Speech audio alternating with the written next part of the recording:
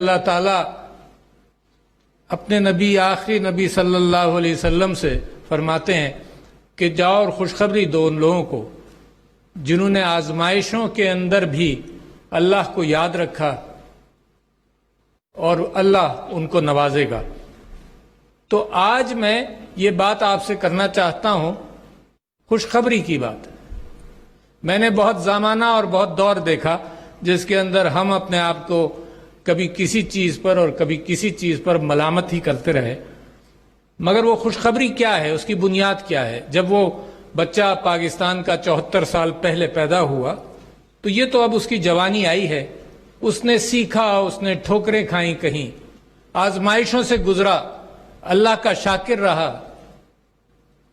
تو اس 74 سال میں ماضی قریب کے 3 خوشیوں کی بات آپ سے کرنا چاہتا ہوں، آزمائشوں کی بات کرنا چاہتا ہوں جس میں سے آپ گزرے، اور پھر پچھلے سال کی بات آپ کے سامنے رکھنا چاہتا ہوں جس میں سے آپ گزرے۔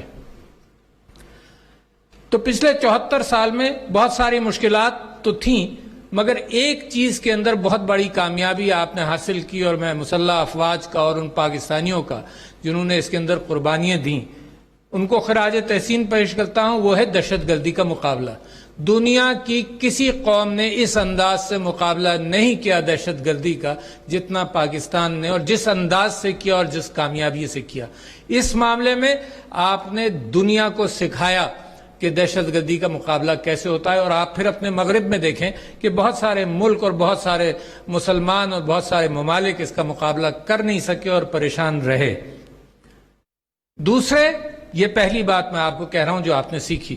دوسرے، آپ نے 35 لاکھ افغان مہاجرین کو اپنے یہاں پناہ دی، اور مجھے آج تک یہ بات یاد نہیں کہ کسی سیاستدان نے، کسی نے کہیں یہ کہا ہو، اس بات کے خلاف کوئی بات کی ہو، اور وہ مسلم امہ کے حوالے سے ہمارے بھائی ہیں، اور ہم نے دل کھول کر ان کو ویلکم کیا، اور آج بھی 27 لاکھ موجود ہیں۔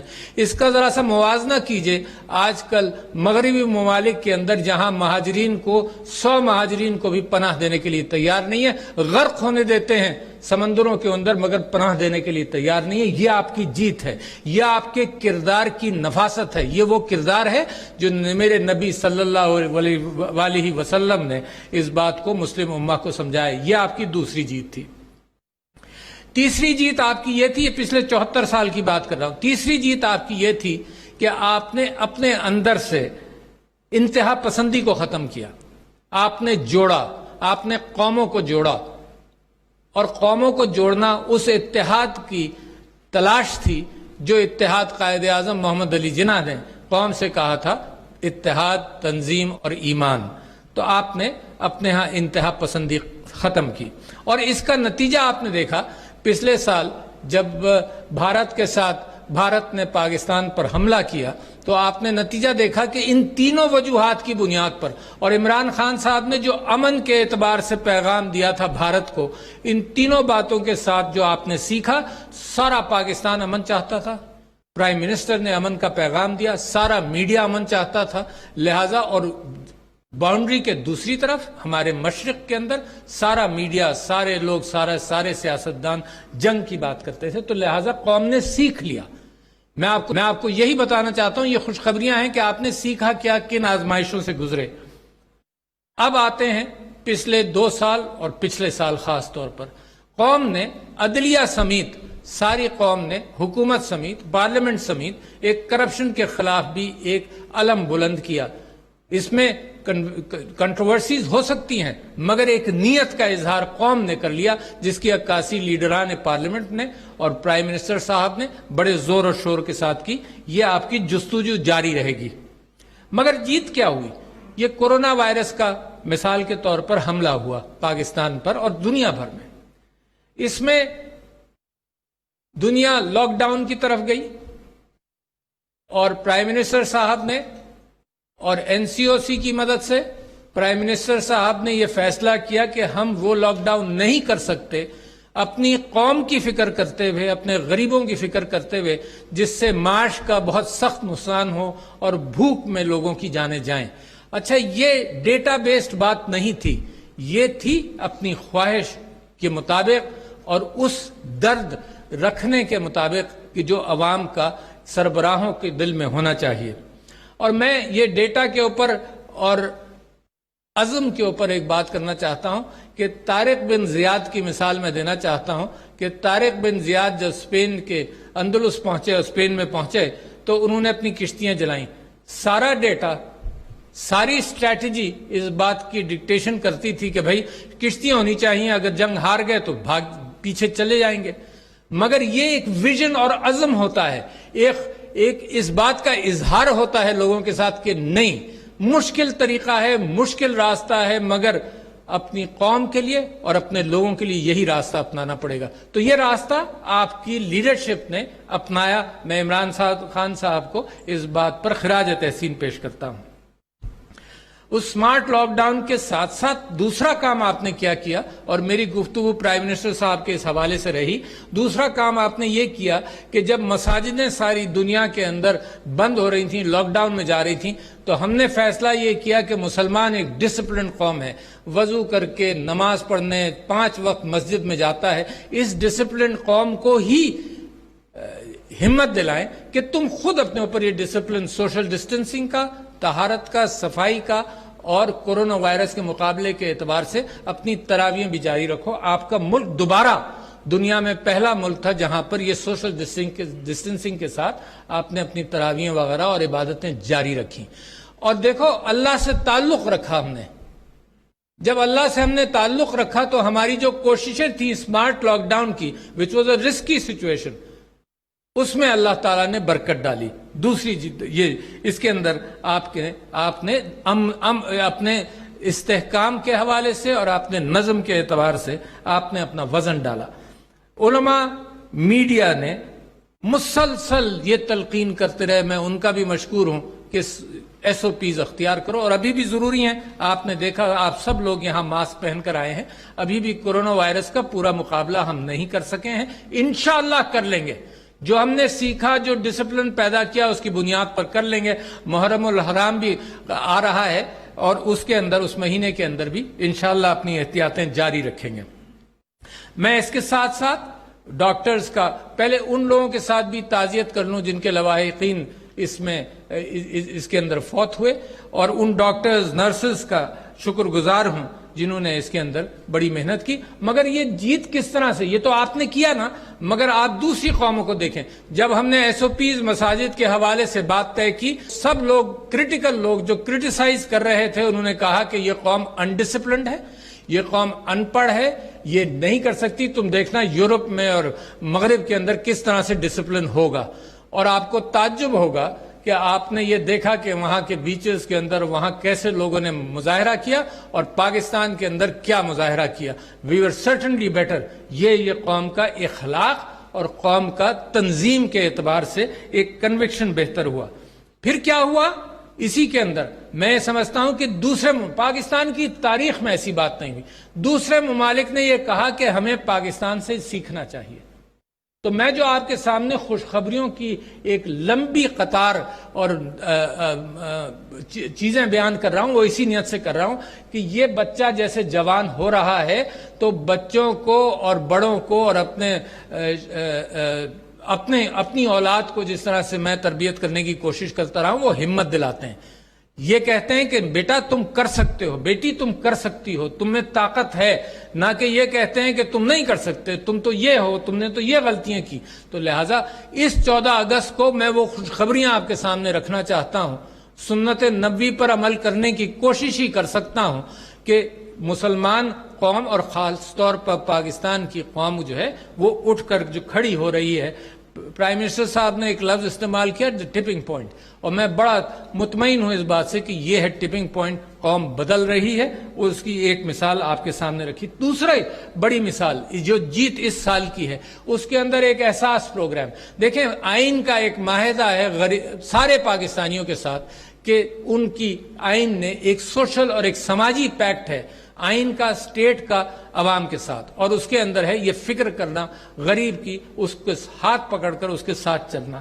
آپ نے احساس پروگرام آپ کے ملک میں ہوا جس کے اندر 1,69,00,000 لوگوں تک یہ رقم احساس کی پہنچی. مشکل وقت میں اچھا، مشکل وقت ہی وہ وقت ہوتا ہے جس کے اندر آپ کا رشتہ دار اگر بیمار ہو، پریشان ہو، آپ مدد کرتے ہیں تو وہ بانڈنگ ہوتی ہے، وہ آپ کی محبتیں بڑھ جاتی ہیں۔ تو اسٹیٹ نے عوام کے ساتھ ایک بہت بڑی بانڈنگ کی ہے، یہ محبتیں یہ قوم متحد ہوئی ہے اس بنیاد کے اوپر، اور 1.69 کروڑ لوگوں تک یہ احساس پروگرام جو بہت ٹرانسپیرنٹ، جس پر بہت کسی نے انگلی نہیں اٹھائی، جس کے متعلق پرائم منسٹر صاحب نے مودی صاحب کو کہا کہ ہم سے ایک بات اگر ہم تمہارے شیئر کر سکتے ہیں تو یہ لے لو، یہ بہت اچھا ہم نے طریقہ کار اختیار کیا۔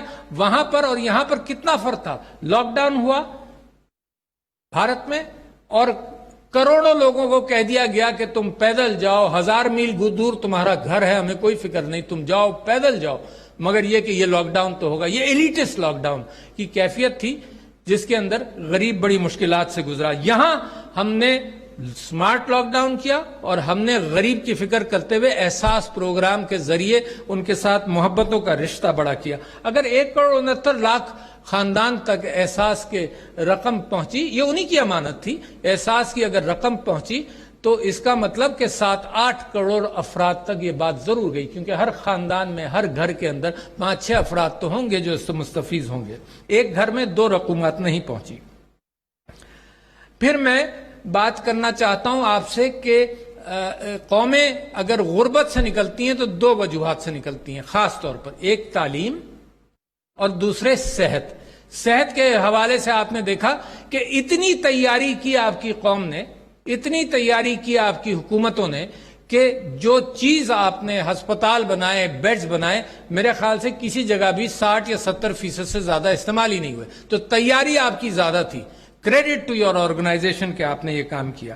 تعلیم کے اوپر میں آنا چاہتا ہوں کہ کووڈ نے مجبور کیا اور بڑی تیزی سے ہماری تعلیم کی منسٹری نے اس پر، شفقت محمود صاحب انہوں نے اس پر کام کرنا شروع کیا، اور یہ بات ٹی وی کے ذریعے بچوں کے گھروں تک تعلیم پہنچی، اور آئی ٹی کا سسٹم بھی اسی کے لیے بہتر کیا گیا۔ مگر تعلیم کی جب میں بات کروں تو سب سے بڑا اچھا راستہ جو مجھے نظر آتا ہے وہ یکساں تعلیمی نصاب کے حوالے سے تیاری کی ہے۔ اس میں کیا ہوتا ہے، اس میں ساری قوم ایک اچھے انداز سے اکٹھا ایک سوچ کے اعتبار سے آگے بڑھے گی، اور کنٹروورسیز کم ہو کر سب کا سٹینڈرڈ بڑھایا جائے گا۔ یہ کم سٹینڈرڈ ایک کرنے کا مطلب یہ نہیں ہوتا کہ کم کیا جائے، سب کا سٹینڈرڈ بڑھایا جائے گا۔ یکساں تعلیمی نصاب ایک پاکستانیت اور ایک مسلمان کو اچھا علم دے گی۔ اس کے ساتھ ساتھ 50,000 طلباء کو اسکالرشپس دی گئیں، 50,000 ہائر ایجوکیشن کے لیے، یعنی سرپلس تھی اسکالرشپس۔ اور اس کے برعکس پہلے دیکھیے نا، آپ تو سیکھتے ہوئے آ رہے ہیں نا، تو پچھلے تقریباً 17 سالوں میں کل 28,000 اسکالرشپس دی گئی تھیں، یہ 50,000۔ تو جو آپ کی قوم ترقی کرے گی، مضبوط ہوگی، غربت سے نکلے گی، اس کی 2 وجوہات ہوں گی۔ صحت کا خیال رکھا جائے، ماشاءاللہ بڑی اچھی طرح سے قوم کو میں مبارکباد دیتا ہوں کہ انہوں نے صحت کا کس انداز سے خیال کیا، اور جو پیغام پہنچا اس کے اوپر عمل کیا، اور اسی طرح سے تعلیم کے اوپر۔ پھر میں اب بات کرنا چاہتا ہوں معیشت پر، آپ کی جیت گنانا چاہتا ہوں، وہ خوشخبریاں آپ تک پہنچانا چاہتا ہوں جو پچھلے سال آپ نے حاصل کی ڈسپائٹ کووڈ کے باوجود کی۔ یعنی دنیا کے اندر یہ ساری چیزوں نے بہت بڑی بڑی آزمائشیں کی، -20% G D P, -15% G D P, اور آپ کے ہاں کیا تبدیلیاں آئیں۔ کرنٹ اکاؤنٹ کا خسارہ 20 ارب سے آپ 3 ارب پر لے کر آئے، زر مبادلہ کے ذخائر 8.5 ارب سے 12.5 ارب ہوئے، محصولات ٹیکس کے اعتبار سے ڈسپائٹ کووڈ کے باوجود، معیشت کی کمزوری جو ہوئی کووڈ کی وجہ سے، اس کے باوجود آپ نے 300 ارب آپ کا محصولات اور ٹیکس بڑھ گئے۔ ایک نیا کنسٹرکشن اور تعمیراتی پیکج آیا جو میں سمجھتا ہوں اکانومی کو بڑی تیزی سے ریوائیو کرے گا، اور اس کی عکاسی کہاں ہوئی؟ اس کی عکاسی پاکستان سٹاک ایکسچینج کے اندر ہوئی۔ جو مستقبل کے اعتبار سے امید لگاتے ہیں، انویسٹ کرتے ہیں، انہوں نے یہ دیکھا کہ پاکستان کے انڈیکیٹرز اچھے ہیں۔ یہ آپ پاکستانیوں نے دیکھا، باہر والا تو بعد میں انویسٹ کرے گا، یہ پاکستانیوں کو اپنی قوم کے اوپر، اپنے ملک اور اپنی معیشت پر جب بھروسہ ہوگا تو پھر وہ دکھاتا ہے۔ پاکستان سٹاک ایکسچینج کے ذریعے اس نے 40,000 کا ہدف پورا کیا، جبکہ دنیا کی سٹاک ایکسچینجز نیچے گئیں، پاکستان کی سٹاک ایکسچینج اوپر گئی، ماشاءاللہ۔ मोदी ने भी स्टेबल रैंकिंग दी। अच्छा, और ईज ऑफ डूइंग बिजनेस पिछले साल की आपकी जीत थी कि आपने 28 से जंप किया, सीमेंट की प्रोडक्शन बढ़ गई। तो मैं सिर्फ ये कहना चाहता हूं कि मईशत एक क्लाइंब की तरफ जा रही है, बढ़ने की तरफ जा रही है, और ये कोविड के बावजूद है। ये बहुत बड़ी जीत है, आपकी मुबारकबाद की मुस्तहिक है ये कौम। अब मैं आना चाहता हूं कश्मीर के ऊपर। 5 अगस्त यौम इस्तिसाल के तौर पर मनाया। 5 अगस्त 2019 को में हिंदुस्तान ने, भारत ने आर्टिकल 370 को रद्द किया। वो उन्हीं के आइन का आर्टिकल था, वो गारंटीज देता था हमें उस आर्टिकल से। अब भी हम ये कहते हैं कि कश्मीर पाकिस्तान का हिस्सा है, इंडिया के आर्टिकल में भी नहीं होना चाहिए था। मगर उसके साथ साथ वहां मुजालिम बढ़े। हिंदुस्तान ने अपनी नई तारीख रकम करने की कोशिश की है, पुरानी तारीख को मिटाकर नए औराक उसमें डालना चाहते हैं, झूठ सच के साथ। और नतीजा ये है कि माइनॉरिटीज के हवाले से उनका जो सिटीजनशिप एक्ट है वो, और रजिस्ट्रेशन एक्ट आसाम का, इसने वो बात शुरू की जिसके अंदर माइनॉरिटीज के साथ, बजाय आपके मुल्क ने क्या किया, आपने मुल्क ने यूनाइट किया और यूनाइट करने की कोशिश की। और इधर क्या हो रहा है, इधर डिसयूनिटी फैल रही है। हमारा पड़ोसी मुल्क है, हम चाहते हैं वहां स्टेबिलिटी हो, हम चाहते हैं वहां अमन हो, मगर जब वो खुद अपने आप माचिस डालते रहेंगे और तेल छिड़कते रहेंगे तो हम क्या कर सकते हैं, सवाए इसके कि हम परेशान होते रहें कि हमारे नेबरहुड के अंदर अगर ये काम होगा तो पाकिस्तान को भी नुकसान होगा। मैं समझता हूं कि कश्मीर का मामला, हक़ खुद इरादियत का मामला, सलामती कौंसिल के अंदर पिछले साल के अंदर 4 या 5 मरतबा उसके ऊपर बहस हुई। तो पिछले 55 साल के बाद ये बहुत बड़ी कामयाबी है, आपकी फॉरेन पॉलिसी की कामयाबी है माशाअल्लाह। जिस तरह से पाकिस्तान की अक्कासी की गई दुनिया के अंदर, वो लगता ऐसा है और इंशाअल्लाह होगा कि पाकिस्तान अपनी मईशत बेहतर करता जाए तो मुस्लिम उम्मा की क़यादत जो है वो पाकिस्तानी लीडरशिप के हाथ में। लगता है कि अगर इसी रास्ते पर हम चलते रहेंगे तो इंशाअल्लाह आएगी। मैं समझता हूं कि इस मामले के अंदर पाकिस्तान इकट्ठा है, कोई ऑपोजिशन, कोई गवर्नमेंट, कभी कोई इसमें इख्तलाफ नहीं हुआ।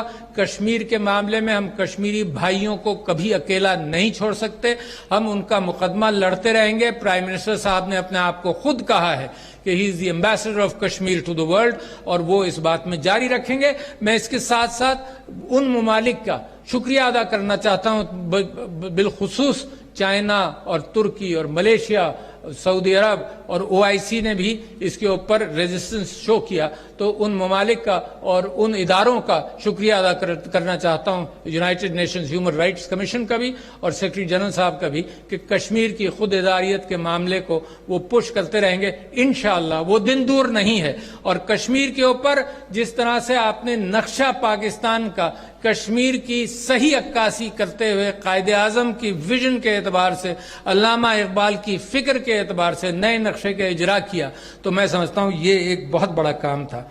अब कुछ उन चीजों पर आ जाएं जो आपने करनी है। ये तो वो खुशखबरियां थी जो मैं आपको देना चाहता था, और मैं परेशान हो चुका हूं वो देख देख कर हाल कि लोग नीचे करने की कोशिश करते हैं कौम को, और मेरा फर्ज है इस बात को उजागर करना कि तुम हो, आप हैं ताकतवर, आप में वो ताकत है, आप में वो जुस्तजू है, आप में वो जज्बा ईमानी है कि आप इस कौम को जिस तरह से उठा रहे हैं, आप ये बहुत अजीम कौम बनेगी। मगर अब मैं उन चंद चीजों का जिक्र करना चाहता हूं जो जरूरी हैं। अगले साल फिर इसके ऊपर गुफ्तगू करेंगे। एक है औरत का मुकाम माशरे के अंदर। मिसाल के तौर पर मैंने कोशिश शुरू की, और अल्लाह ताला फरमाता है औरत की विरासत के हवाले से, और मैं कुरान में से आपको कोट करता हूं कि तुम्हारे माँ बाप और अक़रबा जो कुछ छोड़ें, इसमें मर्दों का भी एक हिस्सा है, और तुम्हारे माँ बाप और अक़रबा जो कुछ छोड़ें, इसमें औरतों का भी एक हिस्सा है। ख्वाह कम हो या ज्यादा, एक मुतय्यन हिस्से के तौर पर मौजूद है, और इस हक को अदा करना मुसलमानों का फर्ज है। और मैं ये कहता हूं अभी ये पाकिस्तान के अंदर कुछ जगहों पर ऐसी कैफियत है कि जहां औरत को पूरा हिस्सा नहीं मिलता। दूसरी बात, कायदे आजम ने भी कहा कि औरत अपना सही मुकाम जब माशरे में पाएगी, یہ 52% یا 50% آبادی اگر یہ معیشت کے اندر اس کا فل کنٹریبیوشن ان ایکول بینیفٹس نہیں ہوگا تو وہ معیشت ترقی کمزوری کے ساتھ کرے گی. میں تعلیمی اداروں میں جاتا ہوں, اتنی اچھی ان کی تعلیم کے اعتبار سے اتنی کوششیں, اور اگر یہ گریجویٹ کرتی ہیں تو کبھی کبھی کچھ پروفیشنل کالج میں 70 اور 80%, مگر ایکچوئل لائف کے اندر وہ یقیناً ان کی ایک ذمہ داری ہے کہ خاندان کی پرورش کریں. وہ ذمہ داری بڑی ضروری ہے, مگر آئی ٹی کے ذریعے, مختلف طریقوں کے ذریعے اب عورت گھر میں بیٹھ کر, یہ آئی ٹی اور سافٹ ویئر ڈیولپمنٹ ایک ایسی چیز ہے جو پرانے وقتوں کی سلائی مشین دی جاتی تھی کہ عورت گھر میں بیٹھ کر اپنا روزگار تلاش کرے. تو میں سمجھتا ہوں اس طرح سے عورت کو اسٹرینتھن کرنا چاہیے, ایمپاور کرنا چاہیے. اس لیے نہیں کرنا چاہیے کہ مغرب کچھ کہتا ہے, اس لیے کرنا چاہیے کہ اسلام کا اپنا طریقہ کار کے مطابق عورت کا ایک مقام ہے جس تک ہمیں پہنچنا چاہیے اور اس کو فریڈم دینی چاہیے. دیکھیے ریاست کا کیا کام ہے؟ ریاست کا کام یہ ہے کہ جو رئیس لوگ ہوں اور جو غریب لوگ ہوں اوپر ٹیکس کرے اور نیچے ٹیکس دے اور اس کی حالات بہتر کرے. پھر ایک یکساں تعلیم دے تاکہ ہر جنریشن میں آدمی محنت کر کے ترقی کر سکے, اور ان کو یہ ریاست کا کام ہی یہی ہے, اوپر سے نیچے لا کر ایک مکس کرتا رہے تاکہ ایک غریب بچہ بھی, اس کو بھی تعلیم کے وہی چیزیں موجود ہوں اس کے پاس, اور پھر ایکول اپارچونیٹیز, یکساں اس کو نوکریوں کا امکان ہو.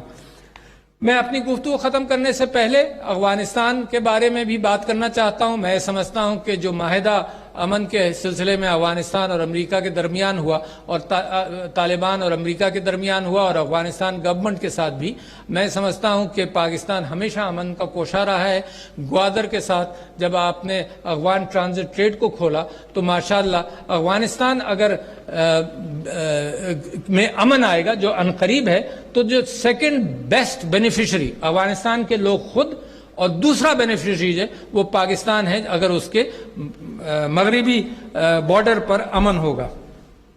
افغانستان کے بعد ساتھ ساتھ پھر میں پاکستان چائنا اکنامک کوریڈور کی اقتصادی راہداری کی بات کرنا چاہتا ہوں کہ اس کی وجہ سے ماشاءاللہ بڑی ترقی ہو رہی ہے اور ہوتی جائے گی, اور انشاءاللہ اس کے ساتھ جو سوشل ڈیولپمنٹ ہے اور پاورٹی ایلیویشن ہے اس دور کے اندر بھی ہم آ رہے ہیں. اور یہ صرف پاکستان چائنا کا اکنامک کوریڈور نہیں ہے بلکہ سینٹرل ایشیا کے ساتھ بھی ایک تعلق اور امن کا اور ٹرانزٹ کا ڈیولپ ہوگا. میں آخر میں عدلیہ کا مشکور ہوں کہ عدلیہ کی کوشش بھی کرپشن کے حوالے سے اور جلدی حصول انصاف کے حوالے سے جاری ہیں.